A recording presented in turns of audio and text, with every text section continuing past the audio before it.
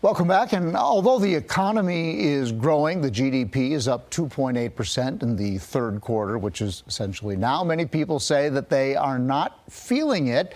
They say that they're struggling with the higher prices at the grocery store, at the gas pump, those types of places. There's a new CNBC third quarter economic survey of registered voters. It shows only 5% say the economy is excellent. 22% say the economy is in good shape, and 24% say the economy is only fair. That's not what you want to see.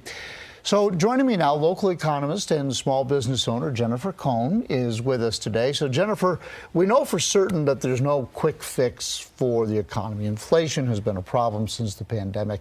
Why is it so hard to fix the economy when it's broken? Sure. Well, thank you so much for having me. I hope to be helpful to your viewers in breaking it down. Yeah. First, the economy is huge.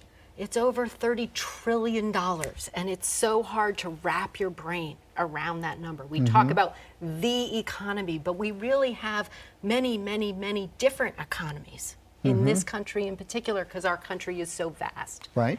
Second, the economy is dynamic, right? So it's like a balloon. If you push it over here, it comes out over there. Right. So any policy that we talk about is going to have winners, it's going to have losers, and it's going to have unintended consequences.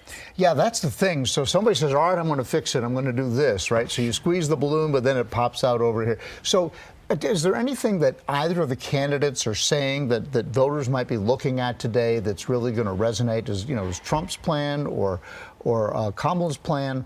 Do either one of them have any merit in your eyes as an economist? So I think as voters, we ask too much of our presidents to have a plan, because again, the economy is huge, and presidents can only do so much to affect the economy. At the risk of being partisan, one party didn't break it, the other party's not going to fix it. It's like moving the Titanic. It moves slowly, and there are a lot of forces outside of a president's control. That being said, as I said, every policy has winners and losers. So what I encourage your viewers and the voters to do is to think more carefully about those winners and losers. Because, again, every policy has trade-offs, and every policy has unintended consequences. Well, let's say the intention is to get prices lower at the grocery store and the gas pump. So a president's going to do whatever they can do. What would be an unintended consequence of that? Why wouldn't everybody want that? Well, sure, everybody would want lower prices, but we also don't want deflation. So the prices spiked because of COVID.